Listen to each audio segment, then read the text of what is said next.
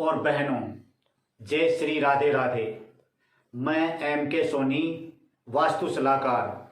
आज मैं आपको वास्तु से संबंधित कुछ जानकारियां दे रहा हूं और ये मेरा आज से YouTube भी मैं चालू कर रहा हूं, जिसके आप कमेंट बॉक्स में मुझे कमेंट भी कर सकते हैं और मुझसे कांटेक्ट भी कर सकते हैं, मुझसे मिल भी सकते हैं। जब आप चाहो आप मुझे फ़ोन पर कोई भी समस्या है पूछ सकते हो। आपके घर के बारे में, दुकान के बारे में, अपने ऑफिस के बारे में, अपने प्लॉट के बारे में, अपने जो अपना निवास स्थान है वहाँ आपको कुछ दिक्कतें आ रही हैं तो आप मुझसे मिल सकते हैं, कांटेक्ट कर सकते हैं। आज मैं आपको ऐसी कुछ जानकारी बता रहा हूँ जिससे आप अपने ऊपर आए हुए संकट से निकल सकते हैं। हर काम में सफलता पाने के लिए हमें सर्वप्रथम गणेश जी महाराज को जरूर याद करना चाहिए। पढ़ने वाले बच्चों के लिए, कोचिंग करने वाले बच्चों के लिए, नौकरी की इंटरव्यू देने वाले बच्चों के लिए तो ये रामबाण उपाय है।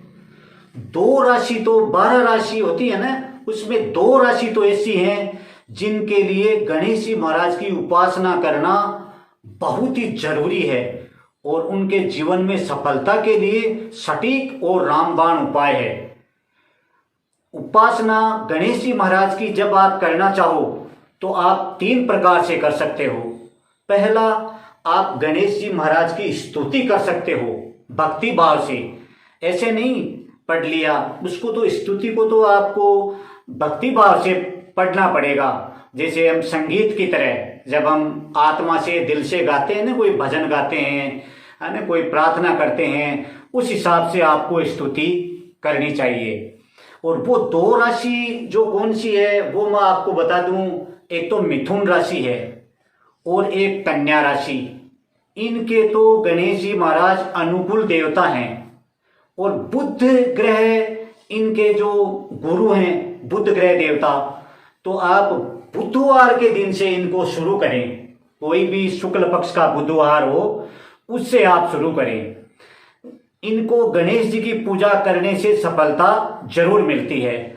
और वैसे तो हमारे सनातन धर्म में हर कार्य की सिद्धि के लिए सिर्फ 2 राशियों की बात नहीं है। कोई भी परिवार हो सनातन धर्म का मानने वाला, वो सर्वप्रथम गणेश जी को उनको जरूर मनाना चाहिए किसी भी काम करने के लिए। अगर कोई कह दे कि मैं तो हनुमान चालीसा का पाठ कर रहा हूं, तो हनुमान चालीसा का पाठ करने से पहले भी आप गणेश जी महाराज को जरूर याद करें। चाहे मंत्र बोलें, चाहे स्तुति बोलें, चाहे गणेश संकट नाशन स्तोत्र बोलें, आप ऐसे कुछ गणेश जी महाराज को मनाएं। तो आपको मैं 3 चीज बता रहा हूं। पहली है गणेश जी महाराज की स्तुति और दूसरी है गणेश संकट नाशन स्तोत्र और तीसरा उपाय है महाशक्तिशाली मंत्र है गणेश जी महाराज का। वो है आप ओम गं गणपते नमः। इसको आप रोज 108 बार बोल सकते हैं। शुद्ध जल से स्नान करके, शुद्ध आसन पर बैठ करके, मन में एकदम शांत भाव से अपने किसी देवता का जो आपने स्थान बना रखा है वहां बैठ करके, बिछौना बिछा करके आप कर सकते हैं। अब आप पूछोगे कि ये गणेश स्तुति कौन सी है? कई होती है।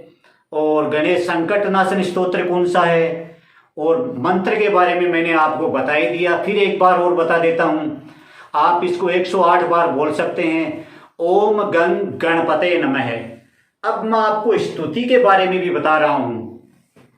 ये बड़ा रामबाण उपाय, आप चाहो तो तीनों कर सकते हो और आप चाहो तो इनमें से कोई एक सुबह स्नान करने के बाद में तीनों में से एक किसी का भी पाठ कर सकते हो, जप कर सकते हो।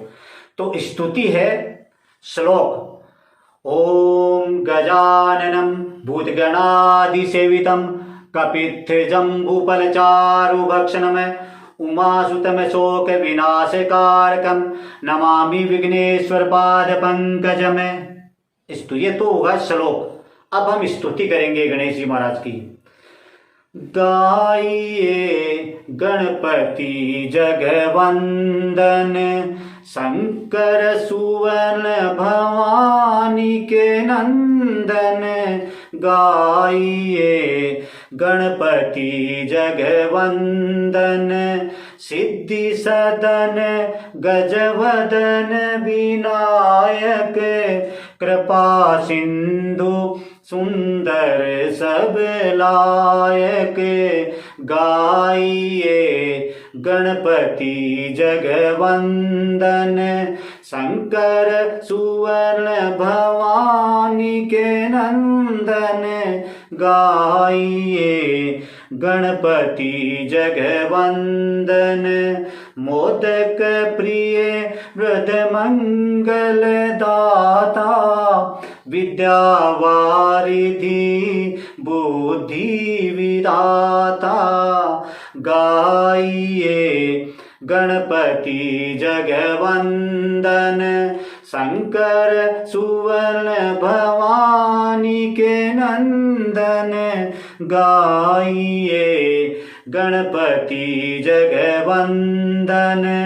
मांगत तुलसीदास कर जोरे, बसहि राम सिय मानस मोरे, गाइए गणपति जगवंदन। शंकर सुवर्ण भवानी के नंदन, गाइए गणपति जगवंदन।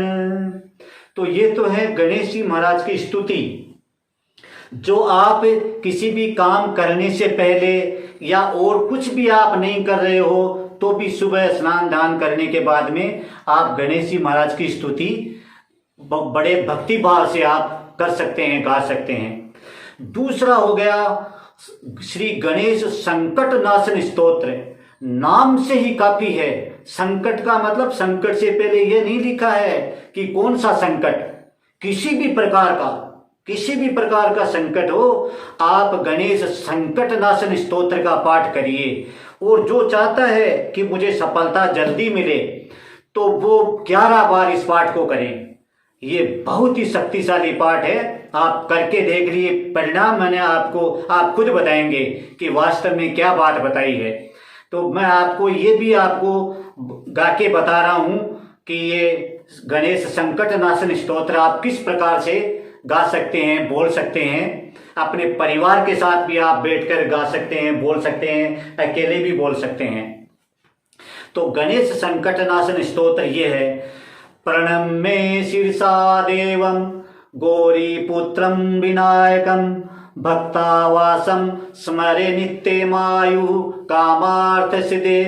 प्रथमं वक्रतुंडं च एकदन्तं द्वितीयकं, तृतीयं कृष्णपिंगाक्षं गजवक्त्रं चतुर्थकं, लंबोदरं पंचमं च षष्ठमं विकटमेव च, सप्तमं विघ्नराजेन्द्रं धूम्रवर्ण तथाष्टकमं, नवमं भालचंद्रं च, दशमं तु विनायकं, एकादशं गणपतिं, द्वादशं तु गजाननं, द्वादशेतानि नामानि, त्रिसन्ध्यं य पठे नर न च विघ्न भयं तस्य, सर्वसिद्धिकरं प्रभो।